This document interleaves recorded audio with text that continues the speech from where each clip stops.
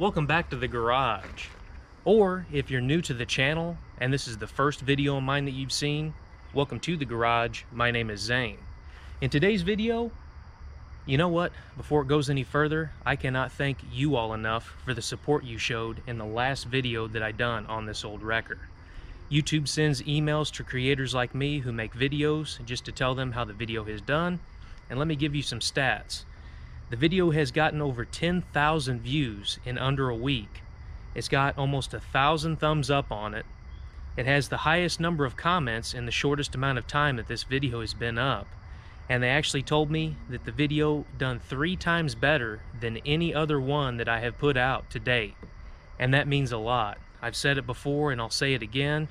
I never would have imagined when I started a YouTube channel that anybody would want to watch these videos. And now I'm sitting at over 11,000 subscribers. So I cannot thank you all enough for that. From the bottom of my heart, that truly means a lot. And I am very blessed to have such a fantastic amount of subscribers and kind people that always leave comments in these videos. It really means a lot, and I wanted to take a moment to say thank you.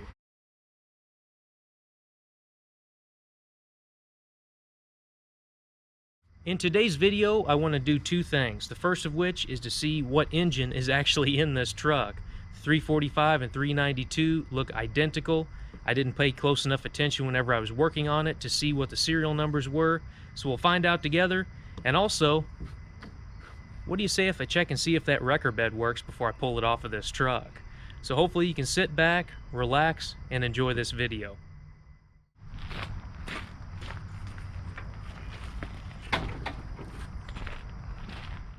A bit of online research digs up the fact that there's a pad on the passenger side of the engine block. I'll get down here and try to show you. It's right here.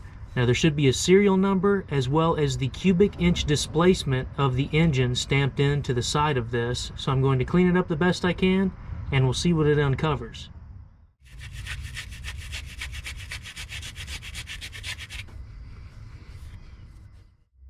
Now on an unrelated note, you can see this engine has been previously rebuilt. There's the rebuilder's tag. Now I scratched around and tried to find some numbers the best I could. I've got a light down here. It doesn't really look like it's showing up in the video. I'll try to take a picture, but you can barely make out the 345.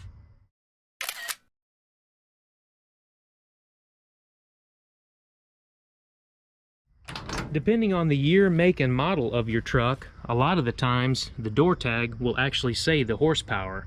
But on this truck, sadly it does not. It just shows the VIN number, the build date, model number, wheelbase, and the gross vehicle weight. There's a tag back here that shows the front and rear axle weight ratings, but you can see that the numbers are gone on it. Now obviously the higher the horsepower, the bigger the cubic inch displacement of the engine, but don't always trust the door tag, because if this truck had a 392 from the factory and somebody swapped in a 345, that door tag really isn't going to do you much good. But now that we know what engine is in the truck, it's time to focus on this wrecker bed. Before I get too carried away and start this truck up to engage the PTO that's hanging off the side of the transmission, I really need to check and see if I can find a filter to fit in this housing. Now this is a canister style, so the outside being rusty doesn't affect it. That's just the cover that goes over the filter. But since this is hanging on to the truck frame by cable ties, I probably need to take it apart and check and see what it looks like. I was told this truck was working, and I couldn't imagine how slow that winch probably worked with this hose almost being pinched off from cable ties. So I'll set the camera up. I'll see if I can find a filter to fit inside of this housing.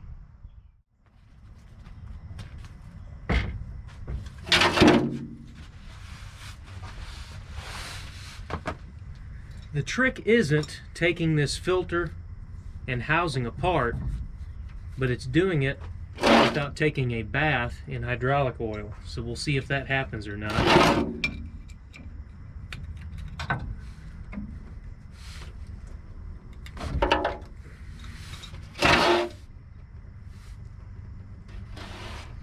Already have some hydraulic oil running out, so it is a good sign that there was oil in here. So maybe the seals that are in the PTO and all of that good nonsense are not dried out and ruined.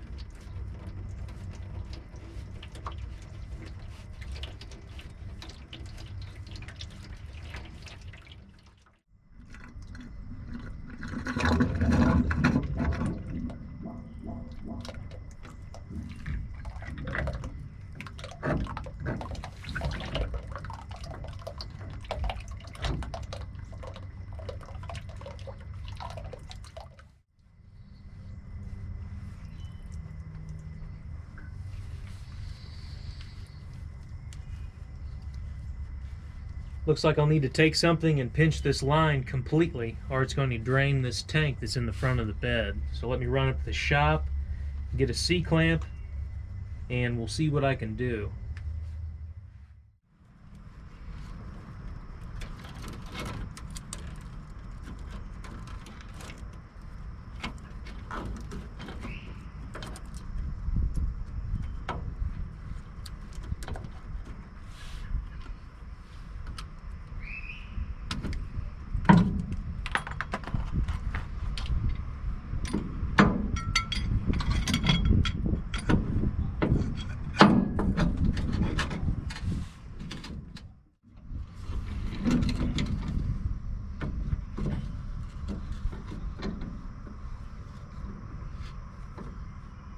Not the best way to do it, but it'll work, at least for right now.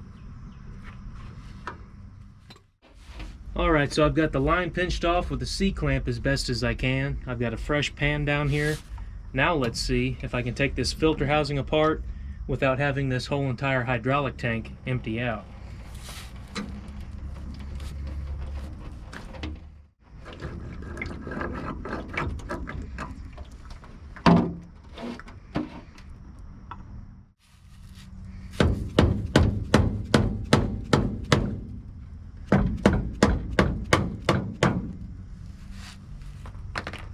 And that is a success.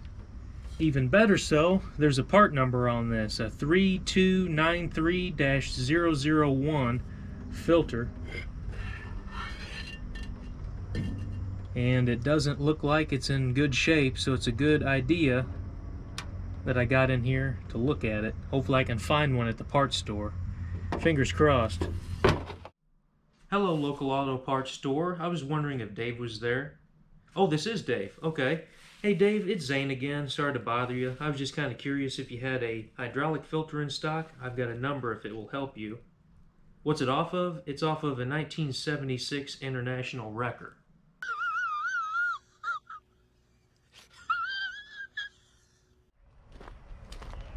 Well, I just got back from the parts store, and as you may have guessed, they didn't have a filter in stock. I will give them credit, it's $130 right now, and they claim they can get one from another store around $330, and that's perfectly fine by me. Just means I can work on a few other items on this truck in the meantime before the filter shows up. But I wanted to answer a question that I got in the last video on this truck. Quite a few people were wondering about the pieces of chain on the side of this engine. Now, from what I was told, this is kind of an old hot rodder's trick. A lot of guys would take a piece of chain and anchor it from the engine to the truck frame. Just in case the engine torqued enough, it would break the motor mount, the engine would torque up to the passenger side, and pin the throttle linkage wide open. Now this truck, if you watched the last video, it pretty much already does that.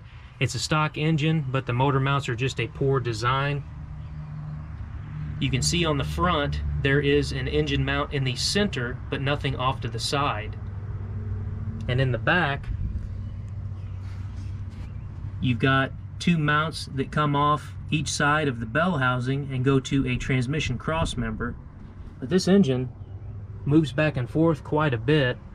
You might have heard in the last video, it actually moves enough that the radiator fan blade was hitting the shroud and causing a little bit of a squealing noise.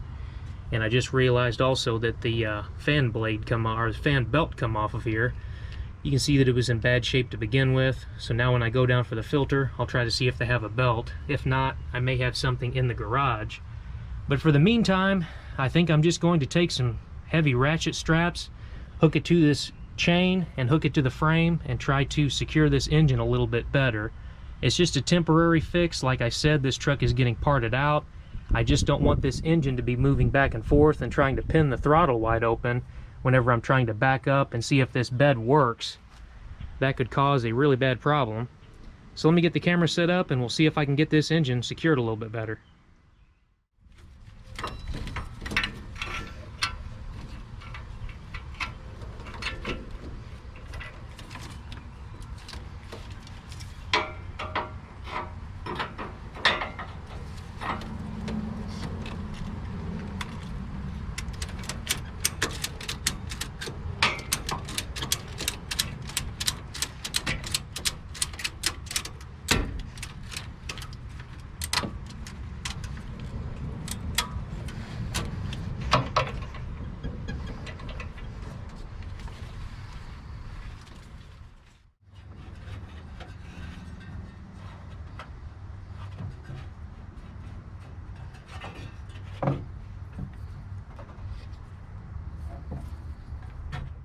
Alright, so I just got back from the parts store. I got what I believe that I need. This is the number on the new belt. This is the number on the new filter. Since the canister has a bottom that slides out of it, I can't actually pre-fill the canister, so what I'm going to do is soak this filter in a new thing of hydraulic oil. That way I'm not starting the system and running it dry with this new filter on here. So I've got a bucket of new hydraulic oil.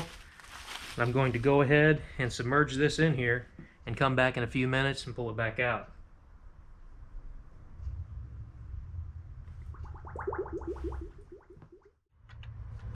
Something that I love more than anything on an old truck like this is you can just about disassemble it with a 1/2 inch or a 9/16 wrench. I've got this combination. I could probably take every accessory off the top of this engine. But I got this down here to loosen the alternator up. That way I can slide it and put this new belt on.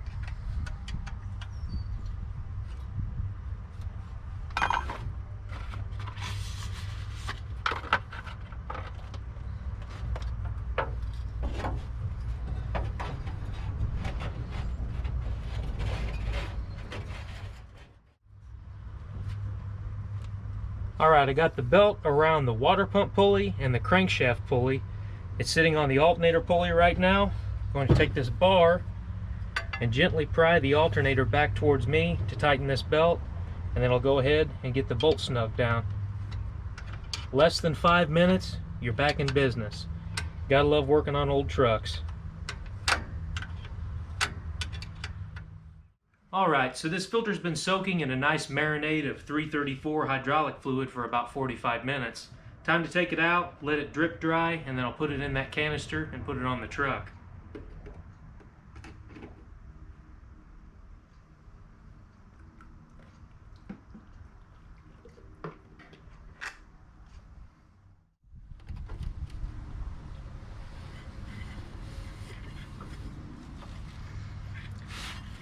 I don't think there's really any good way of doing this without making a terrible mess.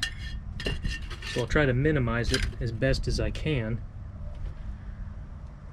I've actually never encountered one of these canisters that the bottom unscrews like this. Usually it will have a nut and that's built into the canister where you can just spin the entire thing off. The first for everything, I guess.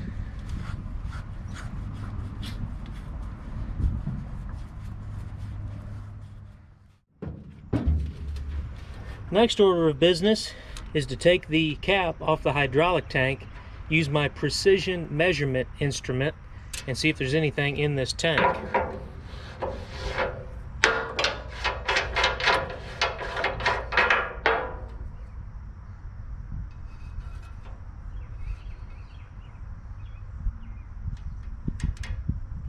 Doesn't look like very much. Might have to add some to this.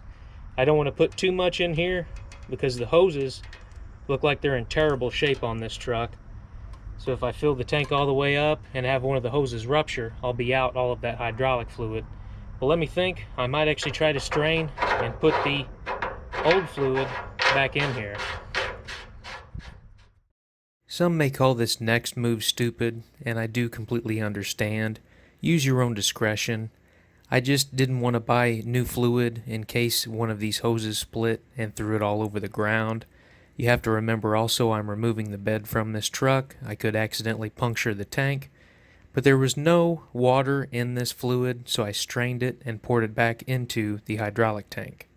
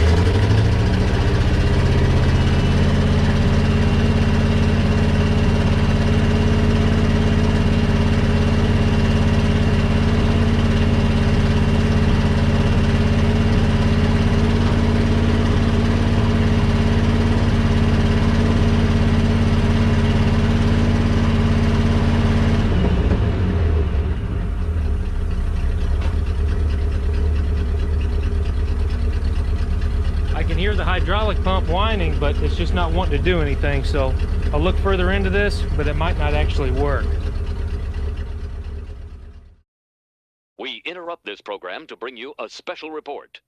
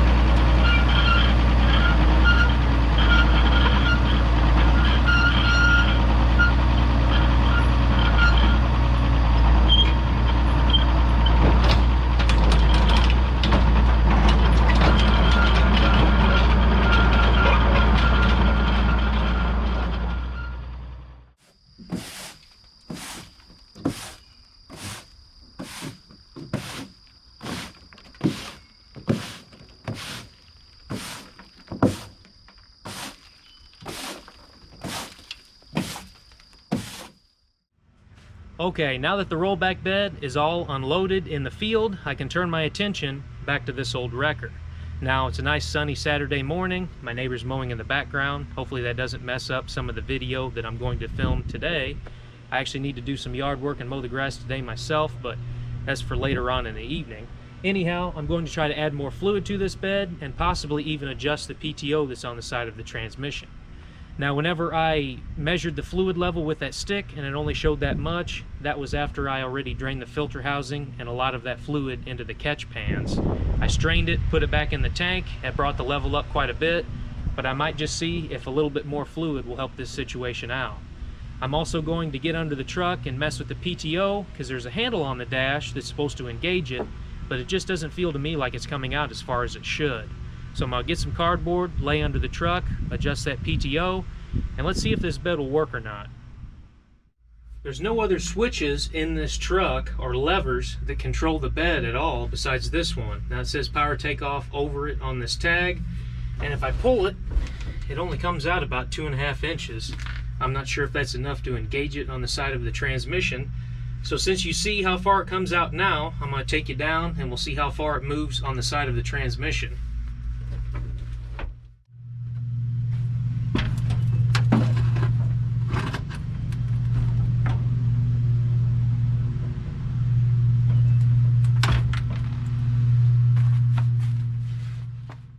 This seems like it's the farthest that it will go, and I think the handle was engaging it fully. So the only other hope that I've got is to add more fluid and see if that helps out. And you can see in between the transmission and the PTO, the seal is starting to leak pretty bad. There's fluid on it, but it doesn't look good for this bed.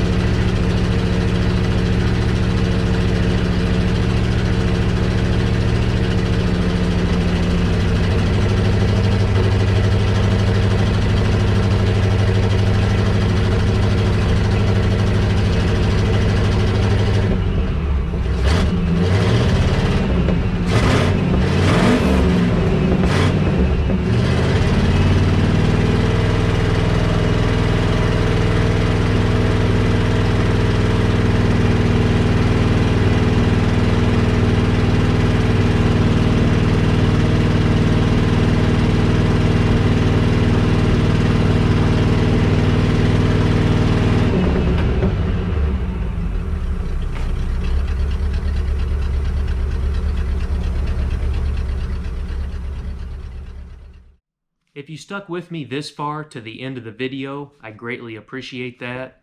I would love to say I looked around a little bit more and found a hidden switch somewhere on the truck and got the bed to work perfectly where I could go and lift vehicles and move them around, but sometimes things just don't work out like that. I was lucky enough to get the truck running, but as for the bed working, that video is going to have to make it into the fail category.